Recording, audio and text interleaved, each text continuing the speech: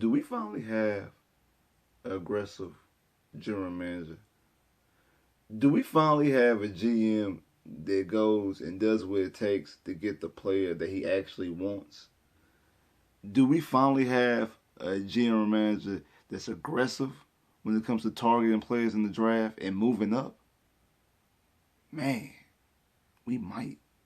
What's up, YouTube? We're back once again with another sport topic. Today we're gonna talk some football, Houston Texans football. We're gonna talk about the NFL draft. We talk about rounds 2 and rounds 3 because it very looks like I just said, we might have a very aggressive general manager. Hey, before we get in there, like I've been telling y'all last couple videos, if you liking the content, make sure that you liking the channel, that you subscribe to the channel, you comment on all the videos, you liking the videos, you sharing the videos on all social media platforms, Instagram, Facebook, Twitter, TikTok, whatever social platform you use, make sure you share on those social media platforms. Also follow me on social media. The links to the description below. We giving away 30 days free Amazon Prime. If you sign up to Amazon Prime, you get 30 days free of Amazon Prime. I know my voice is a little bit hoarse. I've been hollering, I've been yelling, I've been screaming. I know y'all seen me on Saw Sports last night. I know y'all seen me on Saw Sports earlier today. My voice, like I said, I've been yelling and screaming good draft picks, yelling at draft picks, crunk and excited about teams and about the picks and the direction Houston Texans is going. So my voice is a little bit hoarse, but hey, bear with me because it very looks like Nick Caserio. In Caserio, we trust. Because it like Waz always said, the Lexans is no longer Lexans. I don't think it's Lexans anymore. Like I think the Texans are really building something, and they come out the gate aggressive, very aggressive with the our second round pick, our first pick in the second round because there's a doozy. We took Jalen Petrie, the safety out of Baylor, and now it kind of makes sense the reason why last night that we didn't why we moved back down. We jumped back down when it came to we jumped back down when it came to instead of taking Kyle Hamilton because they got the safety out of Baylor. And hey, it makes a lot of sense. He's a hard hitter. He's a good tackler. I think he's probably the second best safety in this draft behind Kyle Hamilton. I know I was talking about Brisker. Him and Brisker was right there. And like I said, to me, the gap between them and Kyle Hamilton was a huger gap, but than it was between the corners in this draft. But I do like him as a safety, and they are, like I said, they are targeting secondary. Something I've been asking for a long time. I've been telling y'all this for years. That I don't care if you have Jalen Ramsey, Deion Sanders, Darrell Reeves. You take a DB in every draft. I don't care because DBs are always changing now. You always use DBs. Look at the Titans. The Titans drafted a cornerback. They've been drafting cornerbacks the last 3 drafts high in the first 2 rounds. I don't recommend that. You draft a corner in every first round. I think that's a little bit obsessive, but you go out and you get those players and you build around your team and you help fix the secondary because like I told y'all when you look at this roster before and you looked at that DB room, it looked horrible and that corner room looked absolutely pathetic, and they are fixing that by taking Derek Stingley yesterday, taking Petrie today. It makes a lot of sense. And then they were picked 68. They jumped back into the second round, jumped over the Baltimore Ravens. The draft, John Meacham out of Alabama, wide receiver. Looks like he's a playmaker. It looks like he's a guy that once the ball gets in his hands, he can make plays.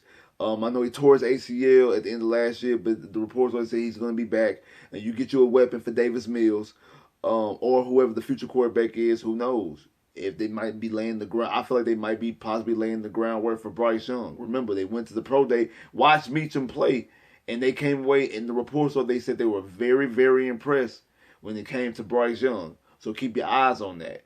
And it kind of makes like you lay down the groundwork to eventually pair him up with a future quarterback, or if Davis Mills is the guy, you gave Davis Mills a weapon. Not to mention you also got the offensive line.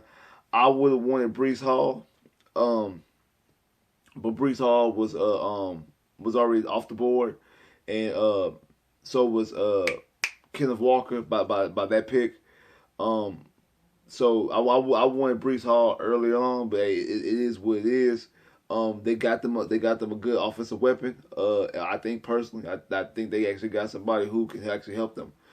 Somebody who they can use going forward. Like I said, nice little weapon, and we'll see exactly what it is. I think that Nick Caserio is doing his job, and then Like I said, he was aggressive because he jumped back into the second round. Jumped back into the second round to get a guy. You gave up your 68th pick of the draft, so you back at pick 80, and then in the third round, did it again. In the third round, you jump back. In the third round, you jump back again. To get you jump back in to get Christian Harris, the linebacker who runs from side to side, run sideline to sideline. Like Nick Caserio is very, very aggressive in this draft. I think that was a good pick. I think when they got him at pick 65, you jump up from 80 to not 65, 75. You jump from 80 to 75. Like I knew you want to go all those picks that you acquired in the moving back from 13 to 15. You weren't going to use all those picks. I knew you wasn't going to use all those picks. I knew you were going to be aggressive and probably try to move around. And I had a feeling they were going to they were going to move back up in the second round. And they did to get a receiver. And they also did it again, moving up in the third round to come and get the linebacker. So he went offense. It went defense, offense, defense, offense, defense. So 5 players in the first 3 rounds, 3 defensive players, 2 offensive players, got offensive lineman, got a receiver. And then you got a corner, a safety, and then got a linebacker. And Harris also tweeted out that he had a good relationship and played 7-on-7 ball with Derek Stingley Jr. and with Petrie. So these guys know each other. They played 7-on-7 ball together. They have a good relationship. And then you also see Honey Badger tweet out Stingley had a video with LSU talking about him being drafted for the Texans and talking about how the call was. Honey Badger tweeted that out and said he's going to be the best one. Basically talking about from LSU to all this deep, LSU's DBU saying that he's going to be the best one. And now the rumor is that he might be eyeing a return to Houston to play with Stingley and Petrie. So you get Stingley, the talent that Stingley has, the physicality I think you have with Petrie, and then if you bring somebody with the veteran leadership that Honey Badger, because no matter what you think about Honey Badger, he's a man's man. He's a leader when it comes to that defense. Everybody flocks him. Remember when he got down here, he was a captain. Free agent signing, just automatically became a captain because everybody follows him and leads him. He's a good quality leader, and it's somebody who I think the Houston Texans could potentially decide to bring on to be, especially if he eyeing a return. Now, I know everything got to do with money, but he's still out there. He's a free agent. You can't never have too many safeties. Him and Petrie and, like I say, Stingley, you got Desmond King is your slot. You just signed Nelson not too long ago. That's a secondary that's good. That's a secondary that's potential to be a very, very no-fly zone, dominant type secondary in today's NFL, especially when you have somebody like Lovie Smith calling that defense. You got to think about that too. You got somebody like Lovie Smith that's called that defense, a guy who's led a team to a Super Bowl based off of his defense, a guy who's been consistently good based off of his defense. If I'm not mistaken, I think Lovie was Lovie the defensive coordinator when the Rams lost to the I think he was the defensive coordinator when the Rams lost to the Patriots. I know he wasn't the defensive coordinator when the Rams beat the Titans. But I think he was the DC when the Rams lost, if I'm not mistaken. I think he was. If I'm not mistaken, I think he was the DC when they lost to the Patriots. I gotta double check that. But he has a championship defensive pedigree. Even though he didn't win these Super Bowls, even though those would be 2 Super Bowl losses, those are 2 Super Bowl losses that he was one the head coach of, and the other one was a DC of. And you see what they're doing in this draft. They're going after the defense. They're going after both. Nick Caserio is being very strategic. He's going some offense here, some defense here. I like it so far. I'm not going to lie to you. I like what I see out of the first 2 days. I really do. I like the aggressiveness. That's another thing, too. They're not even waiting on these picks. Probably the Darius Stingley pick probably took the longest, and they probably took like 3 minutes off the clock. Anytime you seen the Texas name pull across that ticker, pick is in. They are wasting no time. They are wasting no time to make these picks. No time at all. Nick Caserio is very aggressive. He's very assertive. He knows what he wants. He has a plan, and he's executing the plan. He's executing the plan the best way he thinks he's doing. He has a straight plan, and he's actually going after that plan. I have no complaints when it comes to the draft. Like I said, I had an issue with the whole moving back and not getting Kyle Hamilton because I personally wanted Kyle Hamilton. But you end up with Petrie.